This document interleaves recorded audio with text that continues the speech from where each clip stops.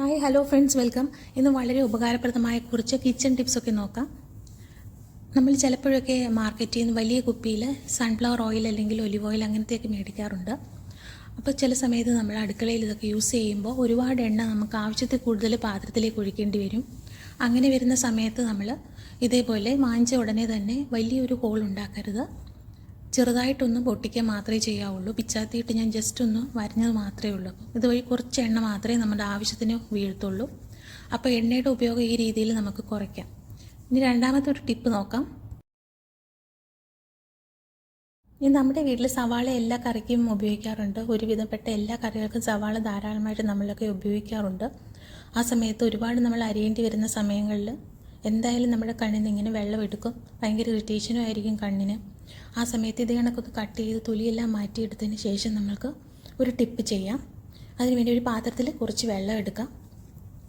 അതിനുശേഷം ആ വെള്ളത്തിലേക്ക് നമുക്ക് ഈ മുറിച്ച് വെച്ചിരിക്കുന്ന സവാള ഇട്ടൊന്ന് 2-3 മിനിറ്റ് നേരം ഒന്ന് കഴുകിയെടുക്കാം. ഒന്ന് മുക്കി വയ്ക്കാം.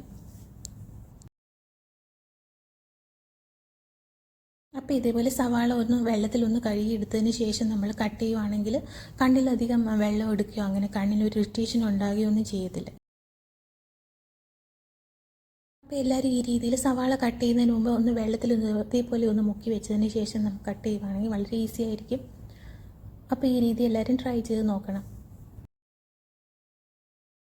ഇനി വേറെ ഒരു ടിപ്പ് നോക്കാം. ഇപ്പോൾ സവാളയുടെ അരമുറി ഞാൻ എടുക്കുന്നുണ്ട്. ഇതിൻ്റെ നടുഭാഗമൊക്കെ ഒന്ന് ഇളക്കി മാറ്റാം. അപ്പോൾ ഇതിന് കട്ടിയായിട്ടൊരു ഭാഗം കിട്ടുന്നുണ്ട്.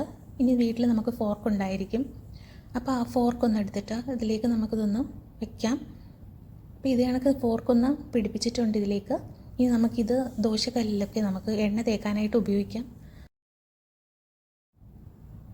അപ്പോൾ ഇതേപോലെ കുറച്ച് എണ്ണ നമുക്ക് ദോശക്കല്ലിൽ തേക്കാം. ഇത് വെച്ച് വളരെ ഈസി ആയിട്ട് കയ്യിലധികം എണ്ണ ആവത്തുമില്ല. പെട്ടെന്ന് തന്നെ കയ്യിൽ ചൂട് പിടിക്കത്തുമില്ല. പെട്ടെന്ന് നമുക്ക് ദോശക്കല്ലിൽ എണ്ണ തേച്ച് പിടിപ്പിക്കാം.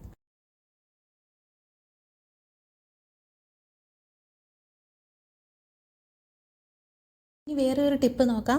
നമ്മൾ പിച്ചാത്തിയൊക്കെ മേടിക്കുന്ന സമയത്ത് അതിൻ്റെ മൂർച്ച കൂട്ടാനായിട്ട് അതും കൂടെ ചേർത്ത് മേടിക്കാറുണ്ട്. അപ്പോൾ ചില സമയത്ത് നമ്മളിത് മേടിക്കാതിരുന്നാൽ പോലും വീട്ടിലുള്ള ഒരു ടിപ്പ് വെച്ച് നമുക്ക് പിച്ചാത്തിയുടെയൊക്കെ മൂർച്ച കൂട്ടാൻ പറ്റും. അതിന് വേണ്ടി എന്താ ചെയ്യുന്നതെന്ന് നോക്കാം. കുറച്ച് സവാള നമ്മൾ കട്ട് ചെയ്തെടുക്കുമ്പോൾ തന്നെ പിച്ചാത്തിയുടെ മൂർച്ച കൂടി വരുന്നതായിട്ട് കാണാം. അപ്പോൾ ഇങ്ങനെ സവാള കട്ട് ചെയ്തെടുക്കുമ്പോൾ തന്നെ നമ്മുടെ പിച്ചാത്തിയുടെ നല്ല മൂർച്ച കിട്ടും. വേറെ ഒരു കിച്ചൺ ടിപ്പ് നോക്കാം.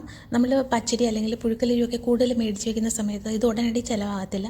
അപ്പോൾ അത് പൂത്ത് പോകാനൊക്കെയുള്ള അല്ലെങ്കിൽ വേറെ പ്രാണികളൊക്കെ വരാനുള്ള ചാൻസ് ഉണ്ട്. അത് ഒഴിവാക്കാനായിട്ട് ഇപ്പോൾ ഞാൻ ഇത് കണ്ടോ കുറച്ച് ഗ്രാമ്പു എടുക്കുന്നുണ്ട്. ഗ്രാമ്പു ഇതിലേക്കിട്ട് നന്നായിട്ടൊന്ന് മിക്സ് ചെയ്തിട്ട് ഇതൊന്ന് അടച്ചു വയ്ക്കാം. അപ്പോൾ പിന്നെ എന്തായാലും ഉടനടി ഒന്നും ഇത് കണക്ക് വേറെ പ്രാണികളൊന്നും ഉണ്ടാകത്തില്ല. ഈ രീതിയിൽ എല്ലാവരും ഒന്ന് ട്രൈ ചെയ്ത് നോക്കണം. ഇതിലേക്ക് ഞാൻ കുറച്ച് ഗ്രാമ്പു എടുക്കുന്നത്. ഇനിയിപ്പോൾ ഇത് നന്നായിട്ടൊന്ന് അടച്ചു വയ്ക്കാം. അപ്പോൾ ഇന്നത്തെ വീഡിയോ ഇതെല്ലാവർക്കും ഇഷ്ടപ്പെട്ടോ? പലതരത്തിലുള്ള കിച്ചൺ ടിപ്പ് നമ്മൾ വളരെ യൂസ്ഫുൾ ആയിട്ടുള്ള കിച്ചൺ ടിപ്സൊക്കെ ഞാൻ ഇതിലേക്ക് കാണിച്ചിട്ടുണ്ട്. ഈ വീഡിയോ ഇഷ്ടപ്പെട്ടാൽ ഇത് ലൈക്ക് ചെയ്യാനും കമൻറ്റ് ചെയ്യാനും ഷെയർ ചെയ്യാനും മറക്കല്ലേ. ഇനി വേറെ ഒരു വീഡിയോ ആയിട്ട് വരാം. Thanks for watching.